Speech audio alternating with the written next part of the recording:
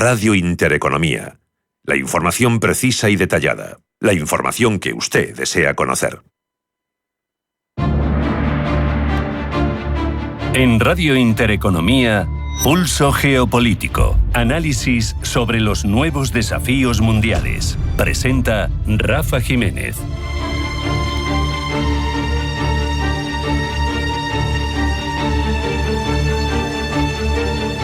Bienvenidos a Pulso Geopolítico. Ponemos la mirada en un territorio lejano, pero clave. La península de Corea, que a pesar de su tamaño geográfico relativamente pequeño, ha sido y sigue siendo un epicentro crucial en el tablero geopolítico de Extremo Oriente y, por tanto, y teniendo en cuenta cómo ha basculado el eje del mundo hacia Asia-Pacífico, para el mundo. Es su ubicación estratégica, flanqueada por grandes potencias, por China, por Rusia, por Japón, por Estados Unidos de forma delegada a través de Corea del Sur. Incluso hay además una perfecta dicotomía ideológica entre comunismo y capitalismo que aún persiste, anclada desde mediados del siglo XX. Y es que además está de actualidad por dos noticias de distinta índole, a un lado y otro del paralelo 38, ya saben, esa línea artificial de separación de los países que se arbitró en los años 50 y que se arbitró un poquito antes de que se desarrollara la guerra y la partición efectiva de ambas naciones.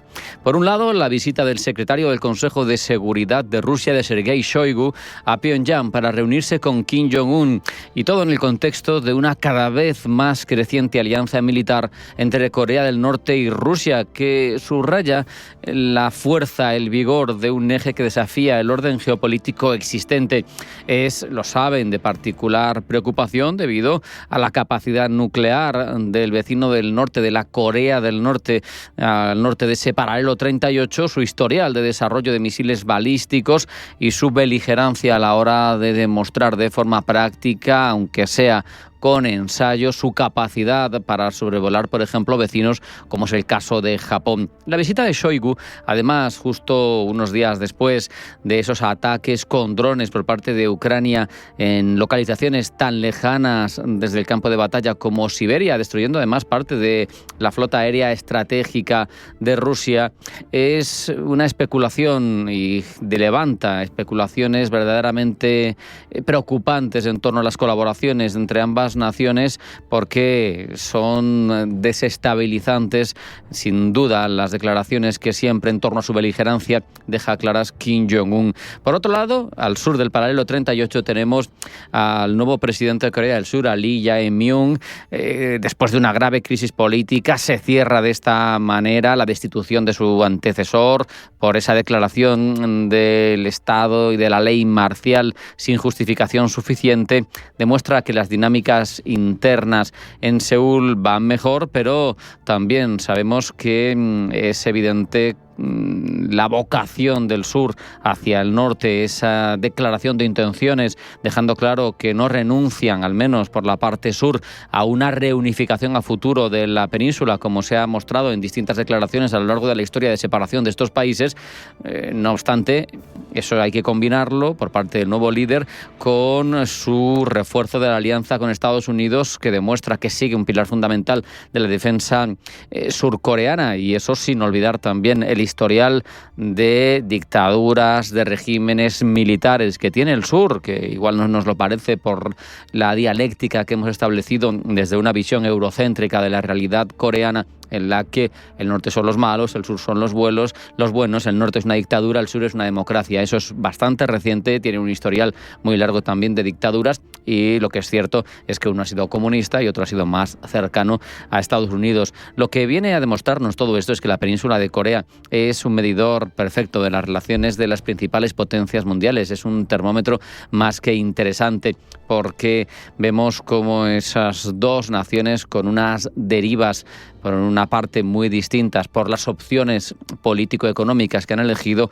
han tenido avatares parecidos y evoluciones similares en cuanto a ese coqueteo con las dictaduras, por los regímenes autoritarios, y con la posibilidad de haberse reunificado en varias ocasiones, que sin embargo siempre de una manera u otra se ha frustrado, y es que las potencias alrededor de ese pequeño apéndice del territorio asiático son muy conscientes de la importancia que tiene de la cabeza de lanza, de cómo Japón lo utilizó incluso para penetrar en el territorio continental asiático y dominar Manchuria y dominar China continental, y por tanto al final ha sido siempre territorio Corea del escenario de la pujanza y de las luchas de esas potencias de China, de Rusia, de Estados Unidos, de Japón, que más que nada la han querido no por sus beneficios, sino porque no lo tuviera el otro, esa sensación de que era un territorio geopolítico esencial.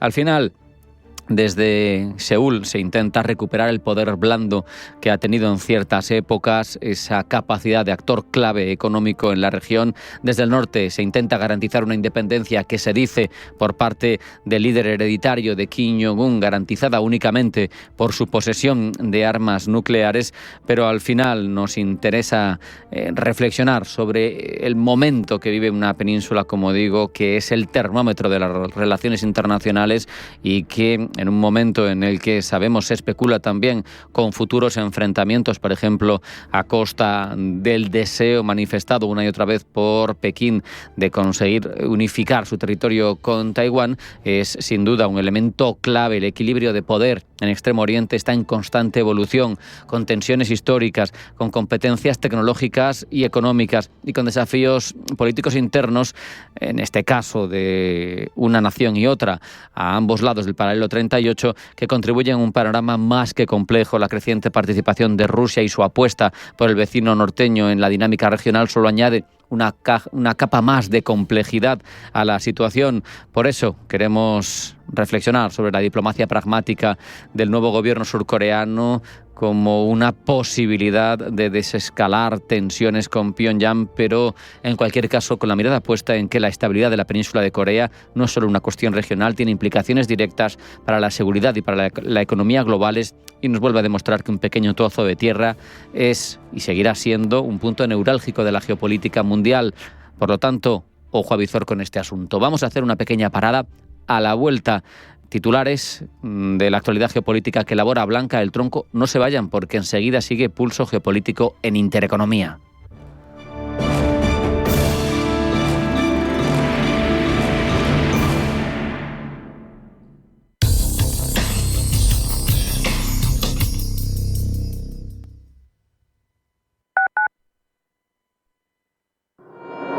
La comarca de Las Vegas y Alcarria madrileña, tierras de bodegas e historia. Descúbrelas a través de sus paisajes únicos, rutas y valles bañados por ríos, bodegas y patrimonio. Enclaves rurales, desconocidos de nuestra región, con museos únicos como Casa Cueva en Tielmes, el Museo de la Molinería en Morata de Tajuña o el Museo Etnográfico La Posada en Chinchón.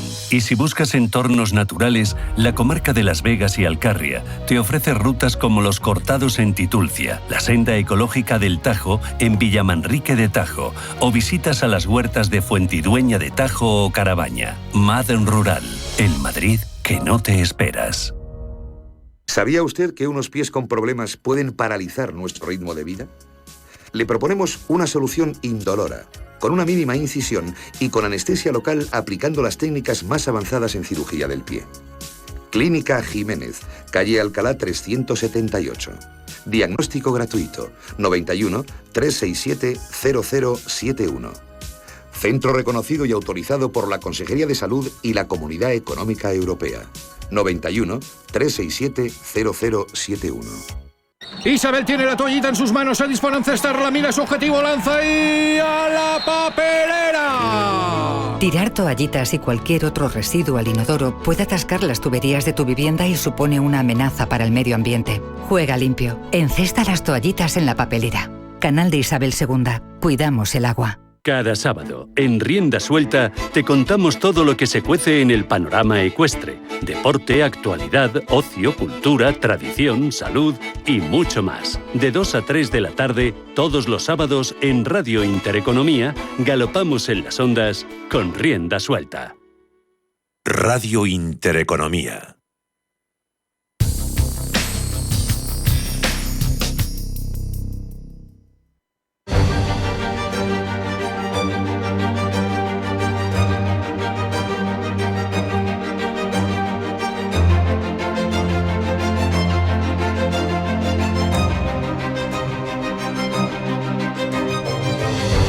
Vamos ya con el repaso a la información más relevante de ámbito internacional. Primero en forma de titulares que elabora Blanca del Tronco. Blanca, bienvenida, buenas tardes. Buenas tardes. Comenzamos con Greta Thunberg, que se dirige hacia Gaza con ayuda humanitaria. Lo hace en una nueva misión de la Flotilla de la Libertad, desafiando el bloqueo naval impuesto por Israel sobre la franja. El ejército israelí ha confirmado además que la Fundación Humanitaria para Gaza, el grupo apoyado por Israel y Estados Unidos para repartir comida en el enclave, no abrirá sus centros de distribución hoy miércoles. Mientras, ya en Nueva York, el Consejo de Seguridad de Naciones Unidas vota una resolución humanitaria sobre Gaza presentada por el E10, esto es, por los 10 países miembros no permanentes del Consejo. Reunión en Bruselas de los ministros de defensa de los países que forman ese grupo de contacto para la defensa de Ucrania. Encuentro en el que abordarán el apoyo a Kiev después de la segunda ronda de negociaciones de paz en Estambul y la operación ucraniana contra la Fuerza Aérea Rusa. Por su parte, la Comisión Europea presentará varias propuestas para resolver la situación legal de los cerca de 4,3 millones de ucranianos acogidos temporalmente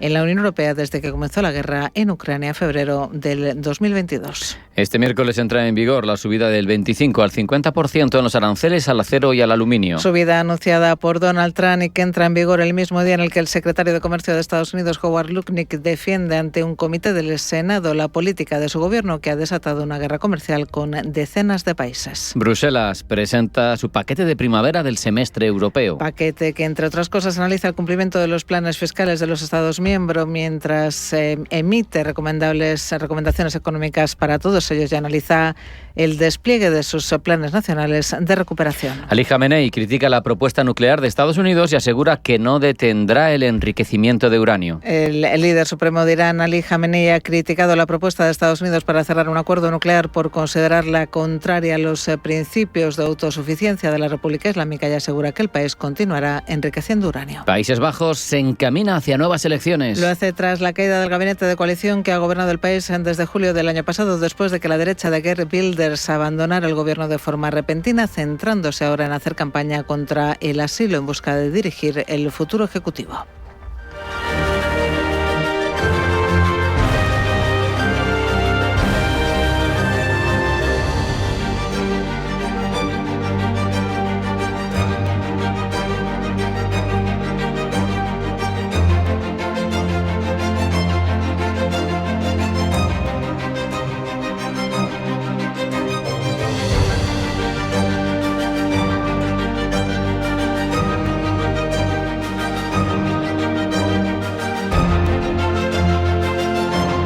Ampliamos, Blanca, todas esas noticias relevantes. El buque de ayuda humanitaria que se dirige a Gaza y en el que viaja la activista Greta Thunberg ha cumplido ya un día en el mar. Pablo Llanone. A bordo van 12 personas que se autodenominan la Coalición de la Flotilla de la Libertad.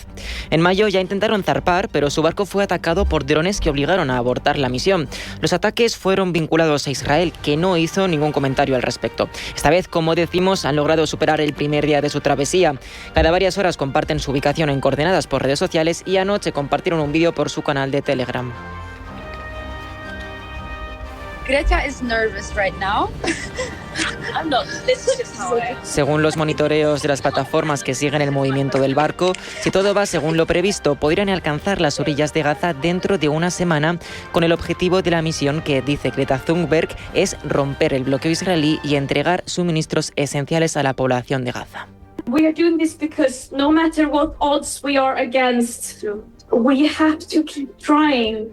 Asegura que tienen que seguir trabajando para poder reducir ese bloqueo israelí y ayudar a las personas que, asegura, están sufriendo en este momento un genocidio. Mientras, hoy la Fundación de Ayuda Humanitaria en Gaza ha cerrado todos los puntos de distribución tras días de tiroteos que en el enclave de Rafah, al sur de Gaza, ha dejado más de 25 fallecidos. La organización ha justificado su detención de ayuda por redes sociales diciendo que los centros de distribución estarán cerrados con fines de modernización, organización y mejoras en la eficiencia. Pero medios locales como The Times of Israel aseguran que están tratando de reforzar la seguridad tras los tiroteos de los últimos días, que han convertido los puntos de distribución distribución en completas carnicerías. Además, hoy las fuerzas de Israel han declarado que las carreteras que conducen a los centros de distribución de ayuda en Gaza son zonas de combate y han prohibido el acceso a ellas. Un día sin esta ayuda indispensable afectará a miles de personas que llevan días tratando de sobrevivir con entregas mínimas de suministros. El portavoz de UNICEF en Gaza ha dicho que en lugar de los 600 camiones cargados diariamente que deberían ingresar, son más bien 100 cajas. Por eso, hoy en Nueva York, entre las 3 y 6 de la tarde, hora local, el Consejo de Seguridad de las Naciones Unidas votará una resolución humanitaria sobre Gaza presentada por los 10 miembros no permanentes del Consejo, conocidos como el Grupo E10. Esta resolución exigirá un alto el fuego inmediato, incondicional y permanente en Gaza, así como la liberación de todos los rehenes y, por supuesto, el levantamiento de las restricciones a la entrada y distribución de ayuda humanitaria. En Ucrania, la guerra continúa sin una resolución clara, con las negociaciones de paz estancadas y con la intensificación de las hostilidades. En los últimos días, Ucrania está llevando a cabo además operaciones ofensivas en territorio ruso. Rubén Gil. Ucrania parece haber encontrado el talón de Aquiles de Rusia con ataques por sorpresa contra territorio ruso, como el perpetrado contra el puente que conecta Crimea con la Rusia continental, o la conocida como Operación Telaraña, un ataque coordinado con drones contra 5 bases aéreas rusas en el interior del país y que ha sido criticado por Estados Unidos. Para el enviado de Donald Trump para Rusia y Ucrania, Keith Kellogg, esta operación aumenta el riesgo de escalada y dificulta las negociaciones de paz, actualmente estancadas, y es que la segunda ronda de negociaciones entre Ucrania y Rusia en Estambul terminó sin avances. Moscú presentó condiciones que implican la rendición total de Ucrania, mientras que Kiev propuso un alto al fuego inmediato de 30 días supervisado por terceros países. Para Mark Rutte, secretario general de la OTAN, lo importante en cuanto a las negociaciones es llevar a Ucrania a una paz duradera. Rutte valora además la intervención de Donald Trump porque dice, con él se han desbloqueado las conversaciones. Lo que creo realmente que debemos ver es que el presidente Trump ha roto el estancamiento, ya que en enero de este año aún no había conversaciones directas entre Estados Unidos y Rusia, y creo que era importante que Trump lo hiciera. Por supuesto, esto no es fácil y debemos asegurarnos de llevar a Ucrania a una paz duradera. Esto es exactamente lo que quiere Estados Unidos, lo que quieren todos los aliados y, por supuesto, lo que quiere Ucrania. Así que Putin no vuelva a intentarlo. Putin should never ever try this again. Declaraciones de Rutte, que ha insistido además en que los miembros de la OTAN tienen que aumentar su gasto en defensa para igualarse a Estados Unidos. Los aliados deben contribuir al fortalecimiento de nuestra disuasión y defensa, la defensa aérea y antimisiles, las armas de largo alcance, la logística y las grandes formaciones de maniobra terrestre son algunas de nuestras principales prioridades. Necesitamos más recursos, fuerzas y capacidades para estar preparados ante cualquier amenaza e implementar plenamente nuestros planes de defensa colectiva. Del aumento del gasto en defensa se hablará mañana en la reunión de ministros de defensa de la OTAN, que se celebra en Bruselas y que servirá además como preparatoria para la cumbre de la OTAN, que tendrá lugar en La Haya del 24 al 26 de junio. Estancadas las conversaciones de paz entre Ucrania y Rusia y en plena ebullición. Sin embargo, la guerra comercial Truani sí podrían hablar en los próximos días, aunque el presidente estadounidense asegura que con el presidente chino es extremadamente difícil llegar a un acuerdo. Estas palabras de Donald Trump, escritas en sus redes sociales, se producen en un momento en el que Washington insinúa que ambos líderes podrían hablar esta misma semana. Estados Unidos y China se han culpado recientemente de violar el acuerdo comercial alcanzado en Suiza el pasado 12 de mayo y que establecía la suspensión de 90 días de la mayoría de los aranceles. Por el momento, Trump ha cumplido su amenaza y duplica desde hoy los aranceles al acero y al aluminio. Pasan del 25 al 50% de la medida que da fuera Reino Unido gracias al acuerdo bilateral firmado a principios de mayo. Entre los países más afectados por esta subida están Canadá y México. El ministro mexicano de Economía, Marcelo Ebrard, califica este aumento de los aranceles como una medida injusta. No creo yo, en primer lugar, no creo que se puedan sostener en el tiempo, porque es un arancel, como ha pasado con otros aranceles, que se va a tener que ajustar porque el impacto económico es muy grande. En segundo lugar, lo veo injusto para México, porque con México tiene superávit Estados Unidos. No tiene sentido poner un arancel a un producto en el que tú tienes superávit. Normalmente se pone cuando tú tienes déficit, no superávit. Y tercero, pediremos el día viernes que sea México excluido de esta medida, igual que lo fue el Reino Unido. Es lo que vamos a plantear. En paralelo, la portavoz de la Casa Blanca, Caroline Leavitt, confirmaba ayer martes que la oficina del representante comercial de Estados Unidos, Jamieson Greer, ha enviado una carta a los socios comerciales para recordarles que el plazo de la tregua arancelaria se va terminando. Puedo confirmar el fondo y el contenido de la carta. Se envió esta carta a todos nuestros socios comerciales solo para recordarles amistosamente que la fecha límite se acerca y que están en conversaciones. El embajador Greer, la secretaria Bess y el secretario Luknik están en conversaciones con muchos de nuestros socios comerciales clave en todo el mundo, y esta carta fue simplemente para recordarles a estos países que la fecha límite se acerca y que el presidente espera buenos acuerdos y estamos en camino de lograrlo. Y en este contexto, reunión hoy entre el comisario europeo de Comercio Maroš Šefčovič y el representante de Comercio de Estados Unidos, Jamieson Greer. Tras ella, Šefčovič ha asegurado que las conversaciones han sido productivas y constructivas. Tuvimos, dice Šefčovič, la primera evaluación esta mañana, pero estas discusiones continúan también hoy y hay una gran diferencia, como saben, así que volveremos a la, evaluación de política con Jason Bryan y el secretario Luknik seguramente en los próximos días, después de que podamos y tengamos tiempo para revisar tanto los informes como los resultados con gran detalle. Seguramente estaremos de acuerdo en cuáles deberían ser nuestros próximos pasos. Con todos, Šefčovič asegura que están avanzando en la dirección correcta y a buen ritmo. Y en la presentación sobre el paquete de primavera del semestre europeo, el comisario Valdis Dombrovskis ha informado de que hasta la fecha 16 Estados miembros han solicitado la activación de lo que se conoce como cláusula de escape nacional para aumentar su gasto en defensa. Pablo. De esta manera, dice el comisario, se espera un rápido aumento del gasto en defensa. Ya se han evaluado 15 de las 16 solicitudes para activar esta cláusula, lo que hace que Europa cuente con una amplia ventaja sobre la agresión rusa en términos, dice Dombrovskis, de peso económico, tecnología y población. 12 member states are complied with recommended maximum growth of net expenditure. Dombrovskis además ha informado de que 12 Estados miembros cumplen con el crecimiento máximo recomendado del gasto neto, teniendo en cuenta la flexibilidad que ofrecen estas cláusulas de escape nacionales. Entre ellos, por cierto, estarían Portugal y España. Como punto clave, Dombrovskis ha destacado que la Unión Europea tiene para los próximos años dos objetivos clave: alcanzar una mayor competitividad y productividad. Para ello se tomarán una serie de medidas. Incluirán, por ejemplo, recomendaciones dirigidas a los Estados miembros sobre la simplificación de los procesos administrativos y reglamentarios, el aumento de la inversión pública y privada en investigación y desarrollo, la lucha contra la escasez de mano de obra y cualificaciones, el fortalecimiento de la infraestructura energética y la eliminación gradual de los subsidios a los combustibles fósiles. De este modo, dice Dombrovskis, al aplicar estas recomendaciones, los Estados miembros pueden contribuir en mejorar la competitividad de Europa en su conjunto. Las recomendaciones sobre política fiscal, por su lado, se centrarán en mejorar la eficiencia y la calidad de las finanzas públicas, incluyendo una combinación fiscal equilibrada. Esto ayudará, dice Dombrovskis, a los Estados miembros a que puedan financiar sus prioridades políticas.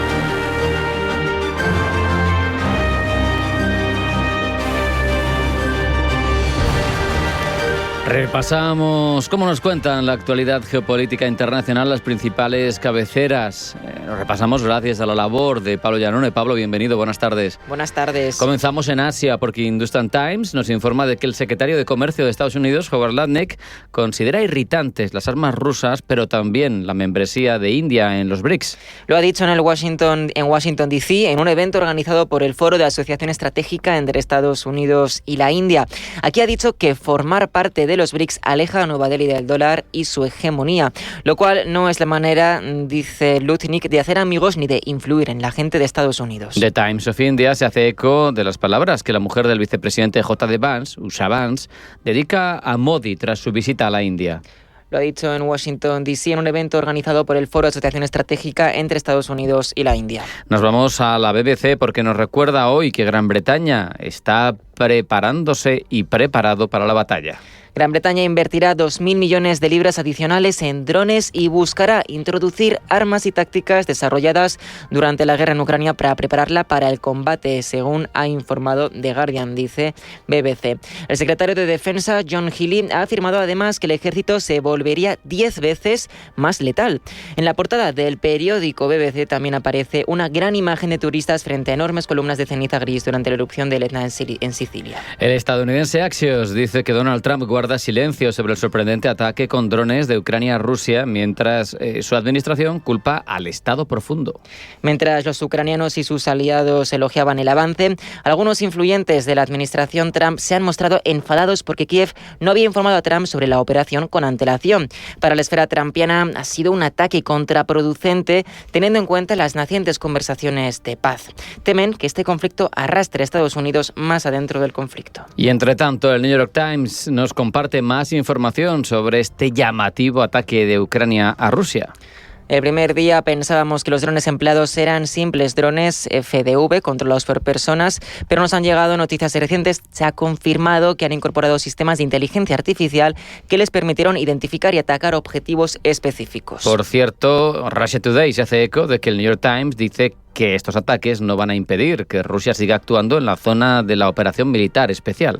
Asimismo, funcionarios estadounidenses esperan que Moscú tome represalias significativas contra Kiev por los atentados. Cambiamos el foco, el asunto, con Al Jazeera. Nos cuenta que desde que la Fundación de Ayuda Humanitaria en Gaza ha empezado a distribuir ayuda, todos los días de sus operaciones ha habido tiroteos masivos contra quienes la solicitan. No hemos encontrado constancia plena de que se hayan registrado ataques todos los días, pero sin duda han sido arrasadores. Al Jazeera informa de que en uno de los 3 puntos de recogida de ayuda, en Rafah, al sur de Gaza, se han registrado ya 27 víctimas mortales. El movimiento Mujahidin palestino, continúa Al Jazeera, ha condenado las masacres de ayuda humanitaria en Rafah, asegurando que son un crimen sionista estadounidense que refleja una política sistemática de persecución al pueblo palestino y también de practicar las formas más atroces de opresión e injusticia contra ellos. US News informa de que la Asamblea de Naciones Unidas elige a la exministra de Exteriores alemana como próxima presidenta tras la exigencia de Rusia de una votación secreta. Cuando Baerbock compareció ante la Asamblea para discutir su candidatura el 15 de mayo, el embajador adjunto de Rusia ante la ONU, Dmitry Polyansky, le atacó diciendo que la señora Baerbock había demostrado repetidamente su incompetencia, su extrema parcialidad y su falta de comprensión de los principios básicos de la diplomacia. Acto seguido, Rusia pidió que la votación fuera secreta para que algunos países que privadamente simpatizan con Moscú o desean mostrar neutralidad pudiesen votar contra Baerbock sin un costo diplomático visible. Pues bien, Baerbock obtuvo 167 votos, casi el doble de los 88 votos necesarios para ganar. Por otro lado, continúa el enfrentamiento entre Brasil y Estados Unidos. Russia Today dice que Lula responde a nuevas amenazas que llegan desde Washington. El gobierno de Trump ha anunciado posibles sanciones contra el juez brasileño Alexandre de Moraes, miembro del Supremo Tribunal Federal de Brasil, por presuntas violaciones a la libertad de expresión. Moraes lidera investigaciones clave contra el expresidente Jair Bolsonaro, incluyendo casos relacionados con intentos de golpe de Estado y difusión de desinformación. Pues bien, el presidente Lula da Silva ha defendido al juez, calificando las acciones de Estados Unidos como una injerencia en los asuntos internos de Brasil y afirmando que nadie podrá meterse en los asuntos del país. Tal como los brasileños, dice, no se meten en los asuntos de otros. Terminamos en Asia porque el South China Morning Post nos cuenta que Taiwán está listo para probar un dron marítimo kamikaze diseñado para apoyar operaciones de asalto costero. Según informes, la isla planea construir 200 de estas armas en medio de la creciente presión militar de China continental. El proyecto se someterá a evaluaciones de capacidad de combate a finales de este mes, antes de realizar más pruebas para finales de este año, ha dicho una fuente militar.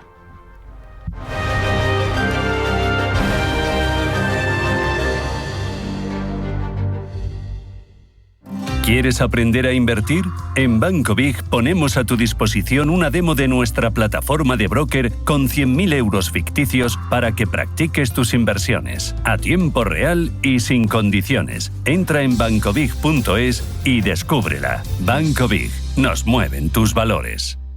El bosque finlandés, el monasterio de Santa María del Paular y el chocolate artesanal de Rascafría. La impresionante iglesia gótica de Torrelaguna, un pueblo con una historia increíble. La rica gastronomía tradicional de Patagonia. Imposible contarte en tan poco tiempo todo lo que puedes descubrir en las villas de Madrid. El mejor estilo de vida del mundo. Comunidad de Madrid. Por favor, un vermut. ¡Un Zarro! Zarro, por supuesto. El vermut Zarro es el vermut de Madrid, elaborado artesanalmente con los mejores botánicos y vinos de calidad. Un vermut genuino y con historia, orgulloso de sus orígenes castizos y más aún de su sabor. Y es que en grifo o en botella, vermut Zarro es el auténtico sabor del vermut de Madrid. Vive Zarro, siente Madrid. Mercado de divisas, la actualidad del euro, el dólar, la libra y todo el mercado Forex. Un programa presentado por Alba Puerro. Elige tu propio camino en el mundo de la inversión. Mercado de divisas, los miércoles de 10 a 11 de la noche en Radio Intereconomía.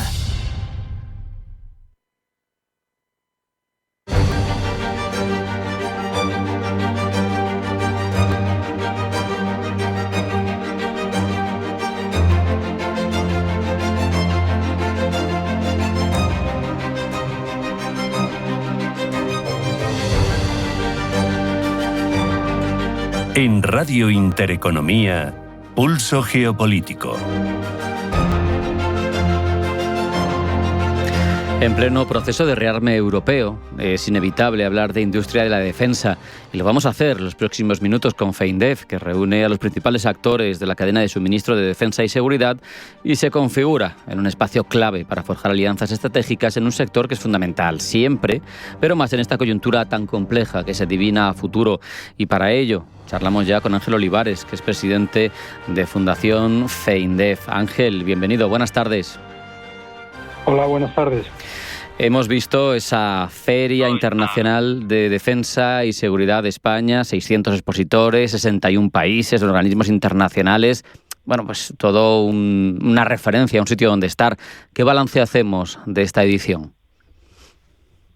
Bueno, hacemos un balance muy positivo, no solo por el crecimiento importantísimo que ha experimentado esta edición del año 2025 con relación a 2023, sino también por la gran cantidad de relaciones establecidas entre diferentes empresas y entre las empresas y las delegaciones internacionales, generando un clima de confianza que va a posibilitar alianzas estratégicas en el futuro y que sitúa a la industria de defensa española en una buena posición de cara a lo que es la programación de nuevos programas, valga la redundancia, multinacionales, que es el futuro que nos espera en los próximos años. Por lo tanto, el balance es francamente satisfactorio y teniendo en cuenta el análisis de estos resultados, pues ya estamos empezando a trabajar en la feria del 2027, porque esto hay que empezarlo ya con mucho tiempo. Para poder tener éxito hay que trabajar con antelación y hay que planificar. ¿Qué suponen, Ángel, estas industrias en España en crecimiento, en empleo? Son industrias que sabemos que vertebran territorio, que lo hacen además con empleo de calidad y de esas no sobran en la estructura económica de nuestro país. Bueno, efectivamente, es decir, hay que tener en cuenta que cada euro que se invierte en la industria de defensa se generan 2,5 euros en el conjunto de la economía. Es decir, la industria de defensa es una industria tractora del conjunto de la industria nacional. Tenemos que conseguir el objetivo de que el sector industrial pese en torno al 20% del Producto Interior Bruto y en este momento estamos en un escaso tercio, un 14%. Bueno, pues la industria de defensa puede jugar ese papel porque es una industria muy innovadora. Es una industria que incorpora nuevas tecnologías, que invierte más del 12% de su facturación en innovación, investigación y desarrollo y que genera empleo de muy alta cualificación y relativamente bien retribuido, ¿no? Desde ese punto de vista, digamos que es un espejo que posibilita el que los jóvenes miren ahí que ahí está su futuro y a su vez también también alimenta lo que es el desarrollo de la industria auxiliar. Es decir, la cadena de suministros de la industria de defensa es una cadena de suministros muy potente, resiliente y realmente de un gran valor. Por lo tanto, esto hay que cuidarlo y hay que mimarlo, y no nos cabe la menor duda que la industria de defensa tira también del resto de los sectores industriales para conseguir un mayor desarrollo. Esto incorpora innovaciones tecnológicas importantísimas y por lo tanto es un sector que yo me atrevo a decir que es estratégico para el país, es un sector estratégico para España. Claro. Ángel, antes de estar en esta Feria Internacional de Defensa y Seguridad de España, tuviste responsabilidades como secretario de Estado de Defensa. En tu opinión, ¿qué papel ha de jugar en esta industria la colaboración público-privada? Bueno, es imprescindible. Es decir, si ya en el conjunto de la economía la colaboración público-privada es un motor de desarrollo, en la industria de defensa no puede haber desarrollo si no existe esta colaboración. Hay que tener en cuenta que la competencia en este ámbito es una competencia limitada, que normalmente el cliente es único y que es necesario que haya una estrecha colaboración entre este cliente y el proveedor, en cuanto que estamos hablando de proyectos que necesitan un periodo de gestación muy prolongado en el tiempo. Esa gestación solo se puede desarrollar si hay una colaboración mutua e incluso una financiación previa. Es decir, en este momento, a través del impulso que se recibe, a través de la financiación del Ministerio de Industria, es posible abordar proyectos de altísima tecnología que exigen muchos recursos antes de que las empresas obtengan el resultado final por la venta de un producto, ¿no? Por lo tanto, hay que financiarlo previamente, esta investigación y este desarrollo que siempre, pero no solo en España, en el mundo entero se desarrolla mediante esta colaboración. Incluso en aquellos países donde aparenta que hay una participación privada más importante o más relevante, también hay que decir que esta presencia de estas empresas privadas se produce gracias a un acuerdo con el gobierno de turno. Claro. Eso pasa así en todo el mundo. Ángel, se habla mucho ahora mismo de rearme en Europa, de cientos de miles de millones sobre la mesa. La primera pregunta es si se hablaba de esto en la feria, en FEINDEF, y si las cifras que se manejan le da la sensación a la industria que son suficientes.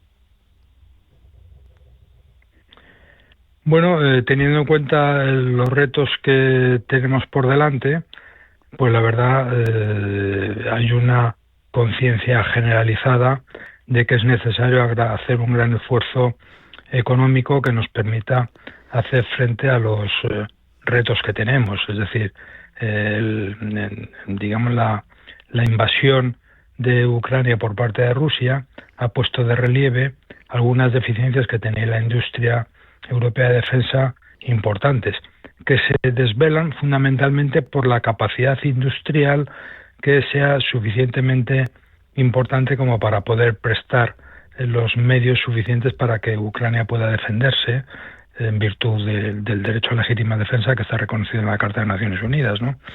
Es decir, que Europa necesita incrementar su capacidad de producción industrial para atender necesidades inmediatas y necesita también destinar más recursos a la investigación y al desarrollo, en cuanto que la industria de defensa es el sustento básico en el que se apoya la disuasión. Claro. Es decir, todo lo que buscamos la paz y buscamos evitar el conflicto.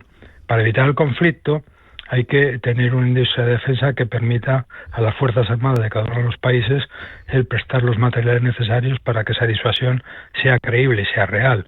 Y hay que ser conscientes de que Europa la defensa de Europa es una defensa colectiva, es decir, nadie tiene capacidad para defenderse autónomamente por sí mismo, ninguno de los Estados miembros. Por lo tanto, estamos ante un proyecto colectivo, que es el proyecto de la Unión Europea, y que necesita una industria europea sólida, resiliente, eficaz y con acceso a las tecnologías que hagan que la disuasión sea real y efectiva.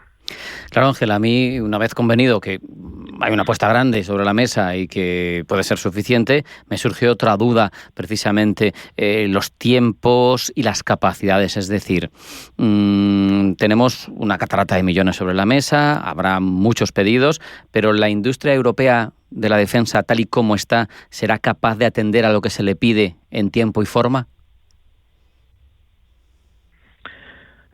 Bueno, hay una necesidad de incrementar nuestra capacidad de producción industrial para dar respuesta a las necesidades inmediatas, eso es evidente, y después hay una necesidad a medio y largo plazo, que es el de abordar nuevos proyectos que se fundamentan en nuevas tecnologías. Esto necesita un periodo de gestación mucho más largo. Desde ese punto de vista es evidente que para que Europa incremente su dosis de autonomía, de la famosa autonomía estratégica de la que hablamos, que nunca se debe confundir con soberanía total, porque eso es prácticamente imposible en el mundo entero, pero para incrementar nuestra autonomía y por lo tanto que la dependencia de terceros sea menor, para eso se necesitan años, se necesita tiempo. Tenemos un tejido potente, además quería ahondar precisamente en su diseño, porque algo has apuntado en una de tus respuestas. Hay grandes compañías, aunque sean españolas o medio españolas o que hayan absorbido españolas, como tenemos Rheinmetall, tenemos Indra, que aporta otra parte más tecnológica, pero en cualquier caso, al final hay unas empresas, ¿no?, que son tractoras, explícanos esto, que tienen la capacidad del sistema completo, ¿no?, pero hay también pymes ágiles que aportan a lo mejor una velocidad, una capacidad de diseño, ¿no? Pero todo eso forma esa cadena de valor a la que tú hacías mención, ¿no? Y una cadena de suministro pasa un poco como con la industria del automóvil, ¿no? Tenemos el foco, las grandes compañías fabricantes, pero luego toda la industria auxiliar potencia todo esto, ¿no? Aquí con mayor intensidad todavía. Como he dicho, la disuasión se soporta de una manera importante en lo que es la incorporación de las nuevas tecnologías a los nuevos sistemas de armas y también en la incorporación de tecnologías disruptivas, tecnologías que ahora en este momento, por ejemplo, no seríamos ni capaces de imaginar cómo pueden funcionar de cara al futuro. Y ahí juegan un papel importantísimo las pequeñas y las medianas empresas. La industria de defensa española en un 80% son pequeñas y medianas empresas. Y hay pequeñas empresas, y medianas también, que incorporan muchísimo valor, no solo porque establecen una cadena de valor y una cadena de suministro muy fuerte, sino porque también, debido precisamente a su capacidad innovadora y a su flexibilidad, son donde en reglas generales se gestiona y se gesta, las dos cuestiones, una parte muy importante de las nuevas tecnologías que son necesarias, ¿no? Por eso coincido totalmente con su reflexión.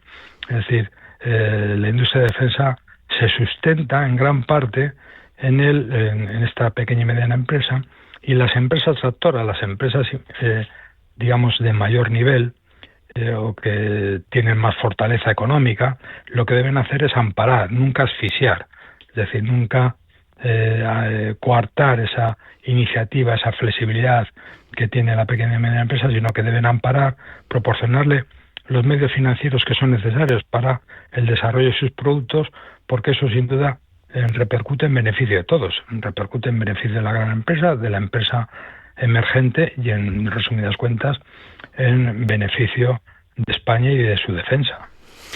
Para terminar, ¿podemos mandar entonces, Ángel, un mensaje positivo sobre el nivel de esa industria de defensa en nuestro país y las capacidades y su, precisamente, capacidad de asumir el reto que se presenta por delante? Yo creo que sí. La industria española es una industria de gran calidad, tiene un problema de tamaño, de volumen, lo mismo que lo tiene la industria europea, pero nosotros podemos competir en condiciones de igualdad con cualquier industria internacional y lo podemos hacer con ventaja porque tenemos unos costes muy competitivos y tenemos una capacidad innovadora también reseñable. Desde ese punto de vista yo creo que se han hecho un trabajo muy importante en estos años y la industria de defensa española es una industria de gran calidad con una presencia internacional importantísima. Más del 70% de su producción se dedica a la exportación. Con ese mensaje en positivo vamos a despedir a Ángel Olivares, presidente de la Fundación FEINDEF, la Feria Internacional de la Defensa y la Seguridad en España. Ángel, un placer, muchísimas gracias. Hasta la próxima. Muchas gracias por su invitación. Hasta otra ocasión.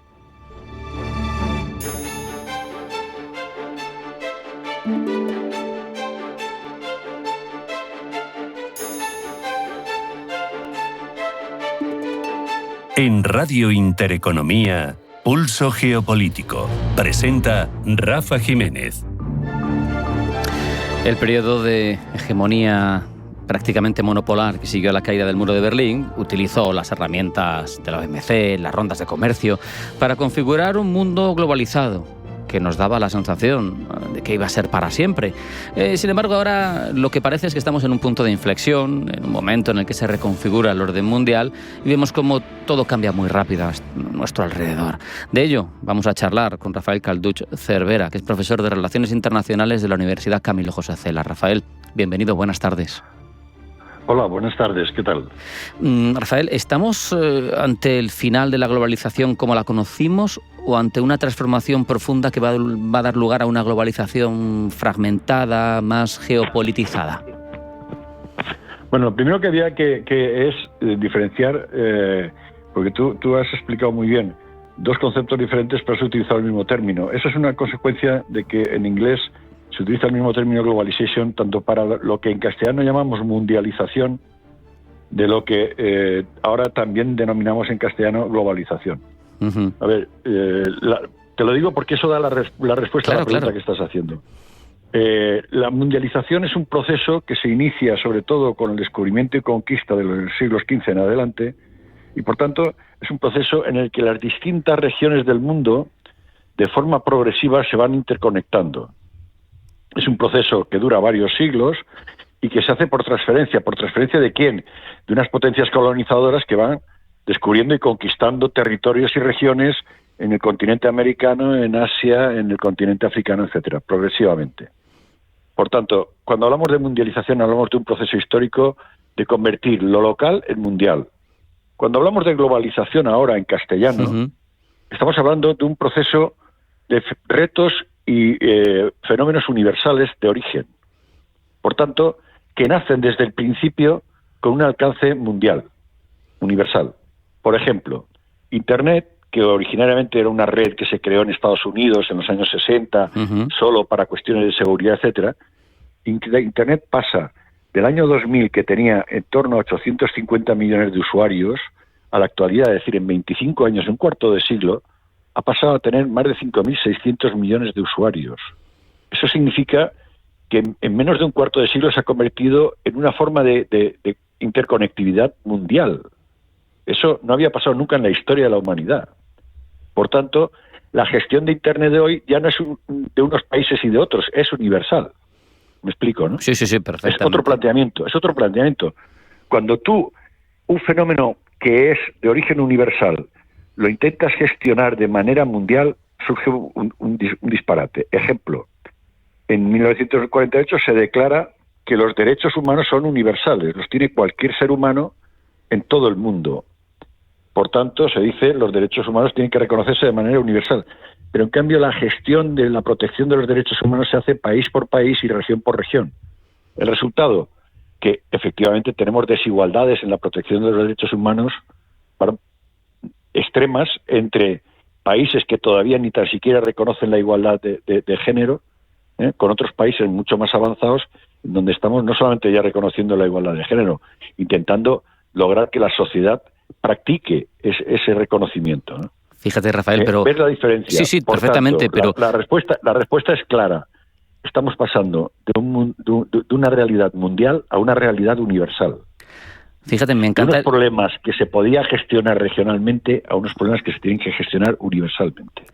El ejemplo que has utilizado, el de los derechos humanos, me parece muy interesante porque, corrígeme obviamente si no estás de acuerdo, pero surge de una visión de la tradición eurocéntrica y sin embargo tienes a los países islámicos que no los han firmado y han desarrollado su propia declaración de derechos humanos islámicos, y tienes a China, por ejemplo, que te dice es un concepto eurocéntrico, yo no lo veo igual, por eso creo que cada país tiene que gestionarlo como él quiera. Eso genera una tensión con la explicación que nos estás dando, ¿no? Con la realidad que nos estás dibujando. Eso lo que demuestra es que desde el punto de vista legal tú puedes hacer una regulación universal de los derechos humanos, pero desde el punto de vista sociocultural el mundo sigue dividido y fragmentado en culturas.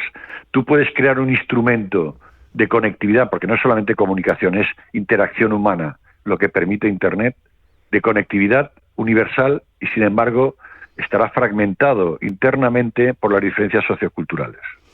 Esa es la contradicción en la que vivimos, esa es la tensión que tú señalabas al principio y que naturalmente se traslada al ámbito geopolítico, claro. Claro. Incluso aquí, si me permites abundar, parece que durante estas décadas del 90 para acá, el fin de la historia famoso, parece que el soft power, ¿no? Ese poder blando, parece que marcaba mucho las relaciones, y sin embargo ahora vemos una realidad relativamente distinta, en la que los últimos estudios lo que te apuntan es el hard power está por encima ahora mismo. No vale solo con tener autoritas, como por ejemplo ha tenido la Unión Europea y su respeto a los derechos durante décadas, sino que hay que poner sobre la mesa una potencia económica, una potencia militar.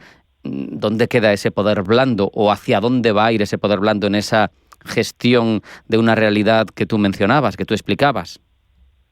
Sí, porque, a ver, esto es una apreciación personal, pero yo creo que lo que ha cambiado no es la realidad, es la valoración que hemos hecho de distintos aspectos de la realidad.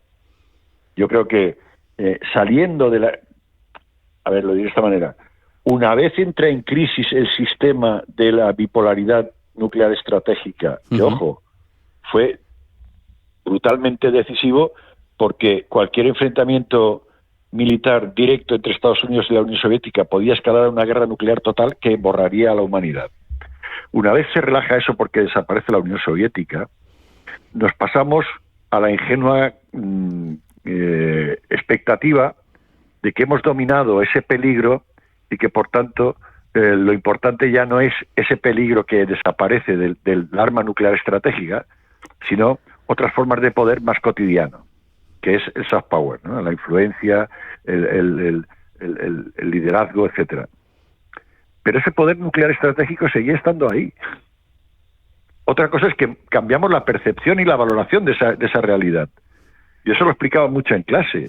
Estamos discutiendo sobre cómo va a ser el clima dentro de 75 años, y las armas nucleares estratégicas que tienen almacenadas Estados Unidos y Rusia, en sustitución de la Unión Soviética, nos podrían borrar, que son casi 8.000 cabezas nucleares capaces de destruir entre 1 y 10 veces Hiroshima o Nagasaki cada una de ellas. Sobre eso no discutimos ya no debatimos el tema, pero la realidad sigue estando ahí. ¿Cuándo nos dimos cuenta de esa realidad? Cuando se produjo la invasión de Ucrania por Rusia, y cuando Rusia, ante el peligro de que la OTAN pudiese intervenir, amenazaba con escalar al arma nuclear.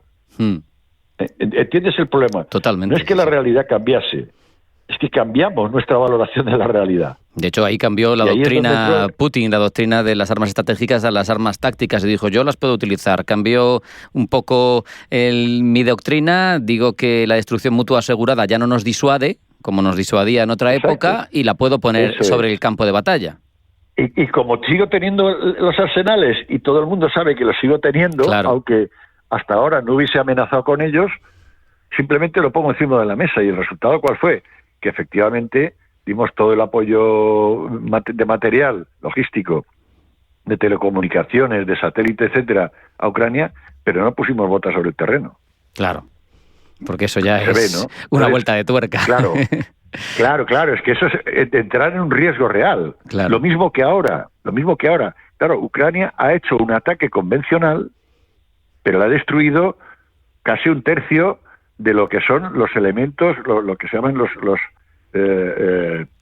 las lanzaderas de las armas nucleares, ¿no? Sí, En este caso, los bombarderos estratégicos, etcétera, sí. Exacto, eso es.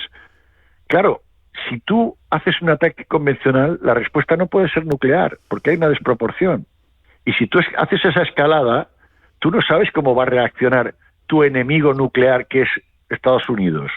¿Cómo va a percibir esa escalada que tú haces de lo convencional al nuclear? Por lo tanto, la única represalia que puede hacer, que es la que está haciendo Rusia, es ataques de misiles, pero convencionales, con armas convencionales, con cabezas convencionales.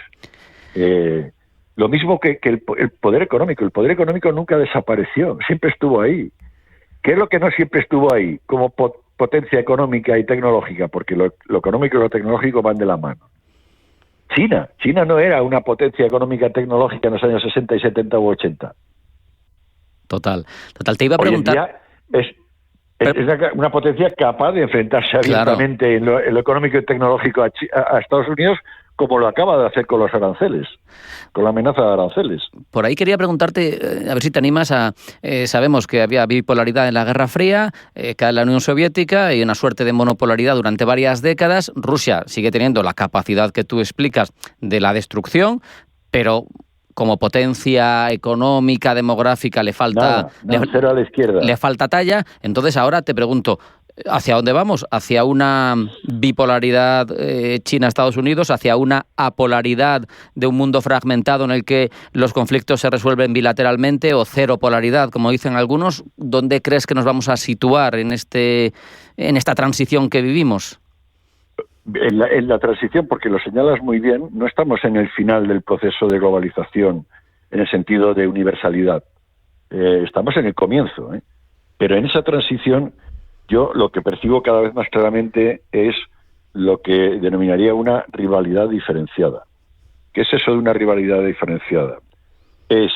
Primero, no es un antagonismo bélico, pero sí es una rivalidad, es decir, es una conflictividad todavía no escalada al uso de la violencia, o no escalada al uso de la violencia generalizado, pero que tiene esa potencialidad, ¿no?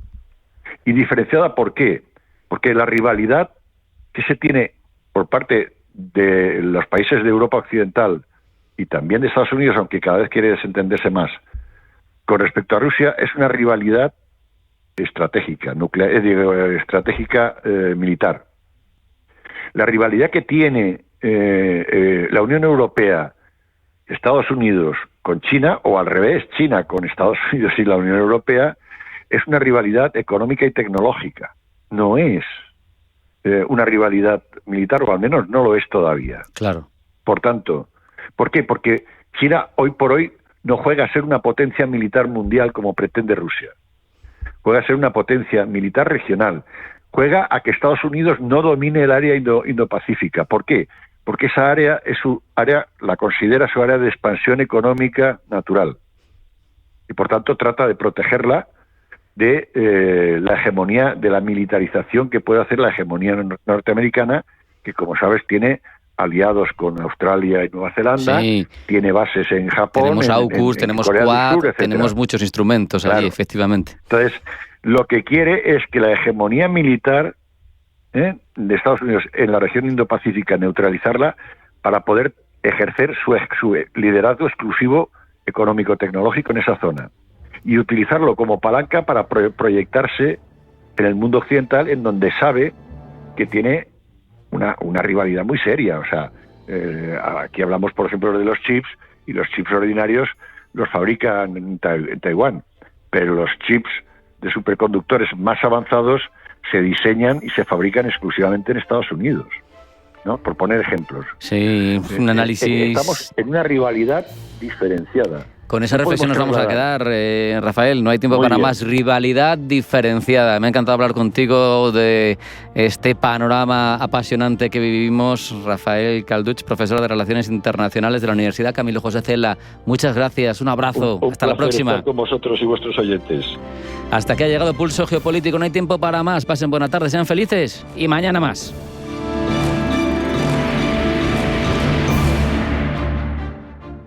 Gran Hotel Inglés comenzó siendo el café de tertulias más influyente de Madrid y en los años 20 uno de los centros culturales de primer nivel, donde se reunían artistas, escritores, pintores y políticos para, entre cafés y vinos, inspirar sus obras, debatir durante horas de literatura, cultura, política y otros asuntos mundanos. GranHotelInglés.com, tu hotel de lujo en Madrid.